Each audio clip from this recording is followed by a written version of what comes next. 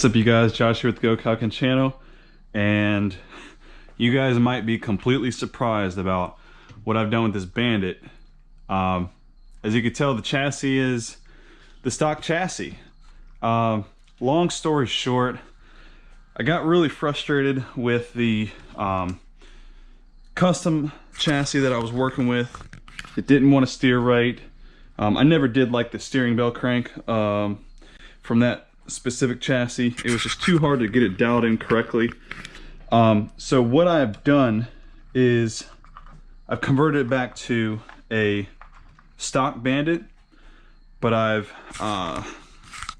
retained a lot of what I learned from chasing that high-speed run. So the high-speed vehicle on this channel now is going to be the Arrma Limitless. As you guys know, I put out another video earlier today where my personal best is now 127 miles per hour. The Bandit, it was starting to really be not fun to continue to work on. So I spent the last couple days converting it totally back to stock chassis, and let me tell you, this has been extremely tough and rugged. Let me get the GoPro off my head for a second and show you guys a little bit closer. So I've actually put it back to a very mild gearing. I actually got a plastic spur, which is 38 tooth, and then I believe this pinion is 14 or 18. I believe it's 18 38, so pretty mild. The battery I had in here for the 4S Bandit before fits perfectly in this spot. I've got a strap on right now because I don't have the thing that locks down the battery, but with that in place, that actually fits perfectly. RPM shock tower, didn't realize that there was no holes for the wings, so I've got the stock one on order, but RPM rear arms, RPM front arms, and everything is just really tough. Got the wheelie bar back on. The differential is still locked, so that's been a lot of fun. But this is now my 4S Bandit. This is how I'm going to run it. It's still very fast, but very controllable and a lot of fun.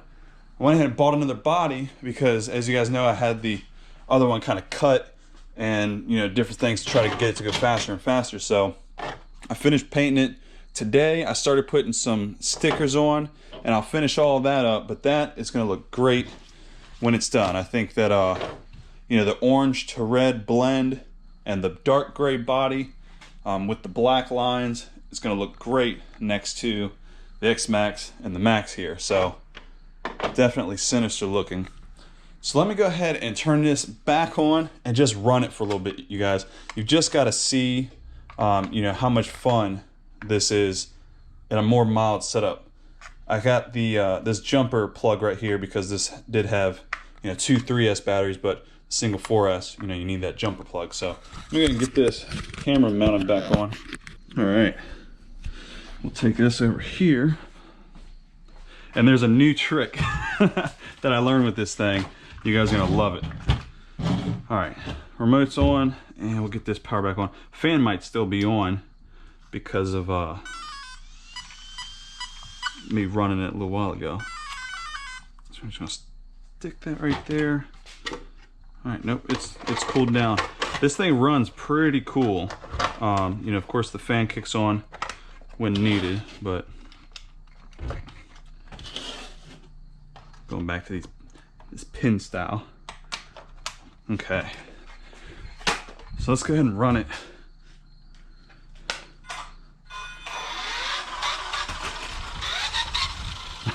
So you guys can see just how fun it is now.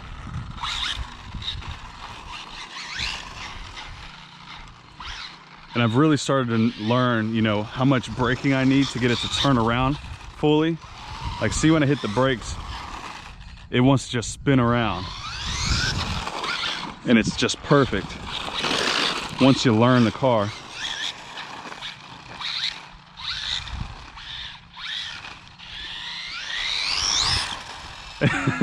And it's still very fast. Look at that turnaround. Whew. See what I mean? I replaced the front shocks and the rear shocks. So everything's perfect. And I turned the punch down a lot as well, you guys, because of that locked differential. You know, I didn't want to hit full power from a dead stop. Some of you guys already know, you know, what that results in. But yeah, hitting full throttle on the transmitter here gives it a second before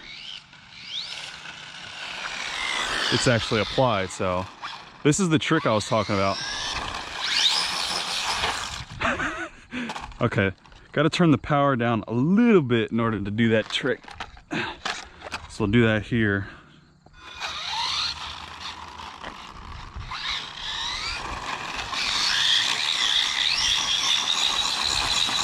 Look at that. It's crazy. Sounds like one of the tires are really rubbing. Now, I haven't found a good way to keep these on here. I've got some Loctite on these adapters, but they seem to, you guys can see that getting a little bit loose there. Still okay in the back. But the lock differential makes it so this thing can actually, as low as it is, still run in the grass.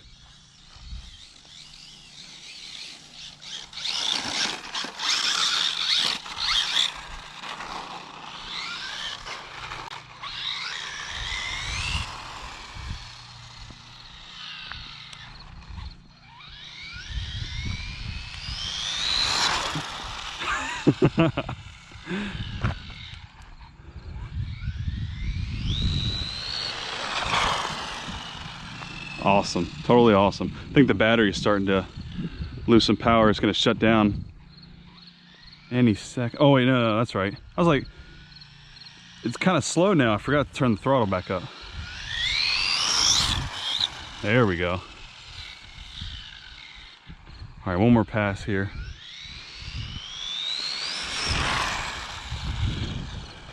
And much more controllable like this, you guys.